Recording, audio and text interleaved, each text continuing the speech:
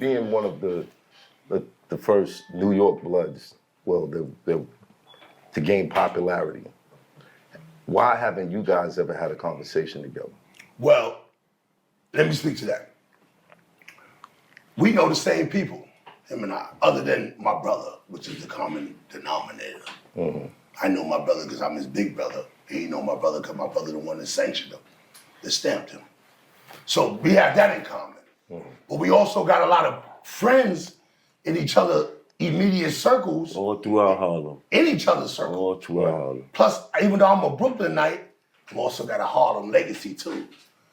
I lived in Harlem for a few years as well. Yeah, me too. Yeah. And Harlem loves still me. Still a Brooklyn nigga though. I'm still Brooklyn. Oh yeah, Harlem knew me as, no, but I'm saying, I had to fight for my Brooklyn rights. Right. Because when I was up top, everybody thought I was from Harlem. Right? Yeah, he was my Brooklyn man. Even when he came on. Wagner. Yeah, hold on, Wagner is where it started at. Right.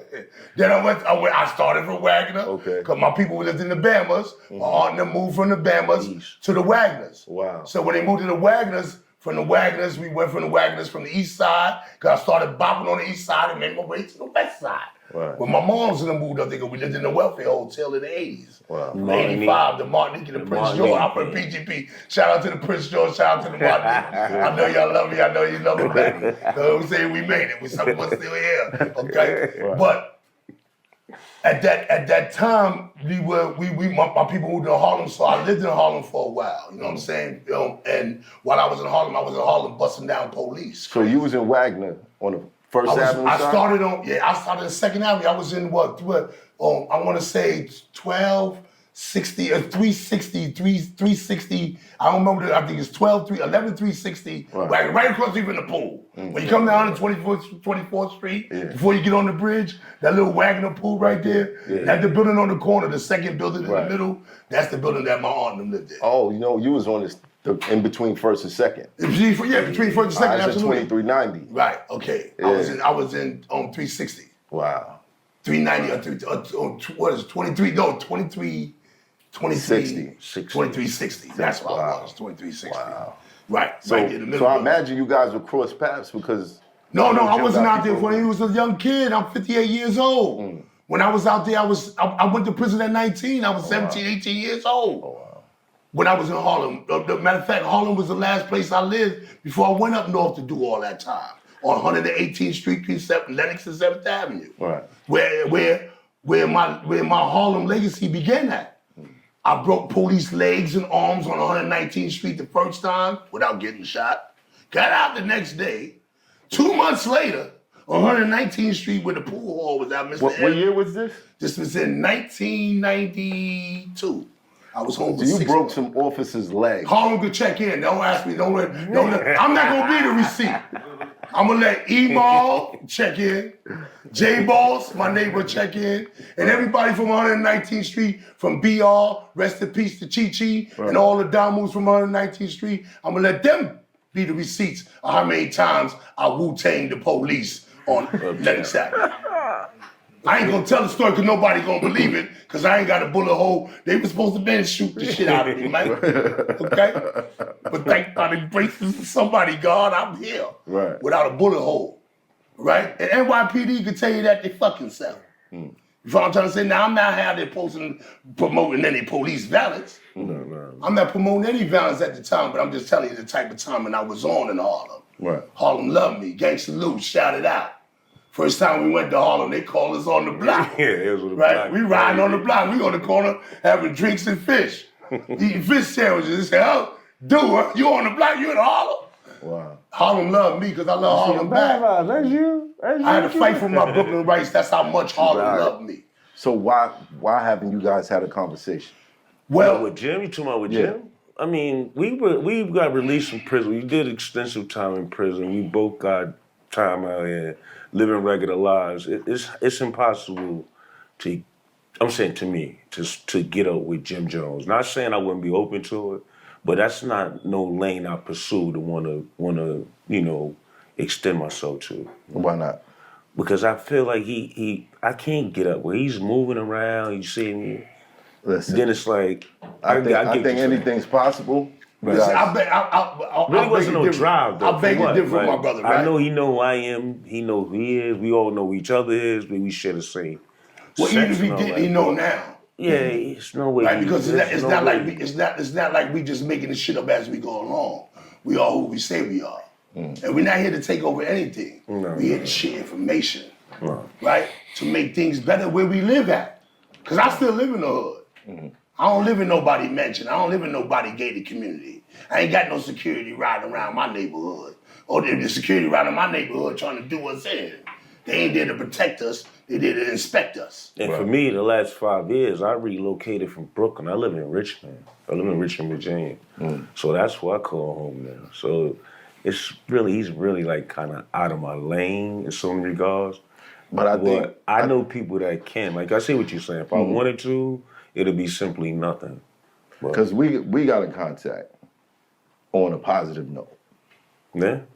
and I think anybody who's still waving the flag or claiming or has any type of influence and association should get behind the positive things. Yeah, but let me say this you though, guys man. are Let me interrupt you for a second, bro. It ain't even about the flag, right? It's about us trying to make the city more safer that we gotta live in. We got people that live in the city. We got families, we got kids that live in the city and all that. I'm like, yo, listen, I've been away from New York the majority of my life. But since when I got back to New York 5 years ago today, boy, I love New York crazy. And because I appreciate what I missed about New York. I love the city. So, and I want this city to look not with the violence that was in my generation, in my era, but I wanted to have the unity that the generation that I grew up before it got to the violence with the drugs came. Yeah, because it's needed. Well, let's rewind to that. Yeah, I want, hold on a second, blood. It is needed. It's needed, bro. I want to take it back to the 70s, the era I grew up in. Even though I was born in 67, but I was raised in the 70s. That's why I sound like a 70s wrestler. Before it was WWE, it was WWF. Yeah. Yeah, I ain't gonna lie. World Wrestling Federation. Randy Macho Man. I watched that video. I heard. Yo, listen. Wait till he's 36-inch python. I can't help it. Yeah, I know they gonna mean this shit out of it, but it's okay. Yo, listen, I'm self-deprecating, bro. Right. You know what I'm saying? I don't mind making. When I was up north, I used to have dudes make jokes to myself, because that's what makes you a great leader. You follow what I'm trying to say? I don't want like my peers. Even though I'm the big homie, but my little homie if he needed to pull me up and check me, because I need that to be a two-way street. Right. Because I need him to respect my check. So I gotta respect his check too. You follow what I'm trying to say? Right. It's all bang alike, bro. We all gotta have equal respect. You follow, and that's real. That's my little Sam right there. Yeah, Sam, that's my little man. YN under 30. You follow what I'm trying to say? When I pull him up, then when I do some shit that I just told him he see me, he gonna pull me up, and I'm like, there, you know what, man? Get the fucking little motherfucker, you got me, man. You got me on that one. I gotta stick to it. That tightens up my square. Right. You follow what I'm trying to say? My swag get tightened and get solid.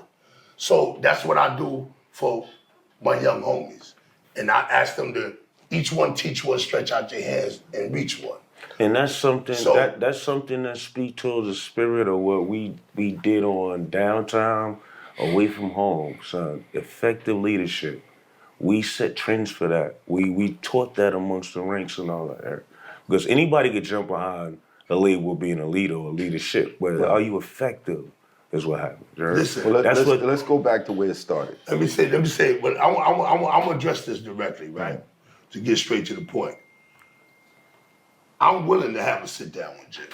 me too. I'm willing to have a sit down with him because, like I said, him and I got a bridge together because before my brother went bad, my brother was feeling him. Because he was telling me about him and Cam and Mason and before they even got on. While I was on Rikers Island still fighting cases. My little brother was coming to check me and he was telling me, yo, dude, make sure all the homies in them know these dudes here, Cam, Mace, all of them, because he's from Harlem. They know him and he know them. Right. And he said, Jim. So when they popped out, I'm like, okay. I was expecting them because I was already told about them. You follow what I'm trying to say? So But my thing is that I've known about him. I watched him grow up in the industry, never said anything until, like I said, it affected my lane, right? But I'm willing to have a sit down with him. I want to have a man-to-man conversation with him, even past the SMD, because I know he don't know the severity. He don't come from our world. So I gotta forgive him. It's like if my little stupid ass nephew say some dumb shit, I'm not gonna pop him, but I'm gonna check him. Right. But he don't come from that world. He ain't in the yard.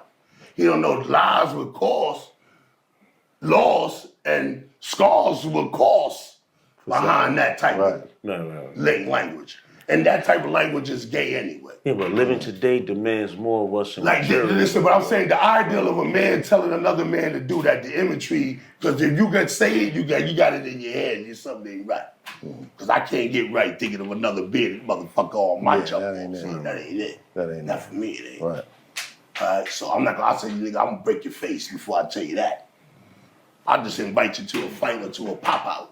You know what I'm saying? But my point is that it ain't that serious because, like I said, Ixnay on inviting to the Franks. Dead that, man. Man, if you a heterosexual, don't let that pop out. No matter how angry you get, just run over to this nigga and punch him in the fucking face. Just make it happen. You know what I'm saying? But my point is that when it was said to me, my response wasn't, when you see my man, we go into full match, Randy Macho Man Savage mode, that wasn't in response to the SMD. That was in response to you saying you don't know who I is when you should know who I is. Because if you were where we were, that shit would have cost you, bro.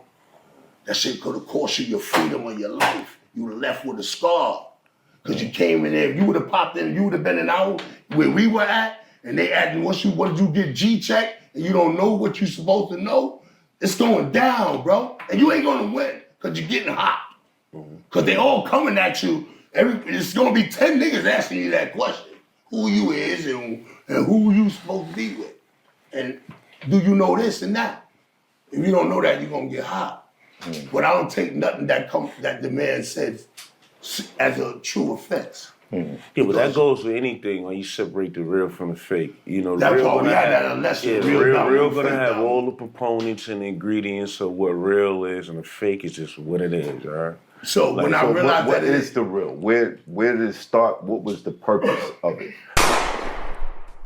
It's hot for trapper turn smack rapper. Only smack rapper that you know is smack rapper.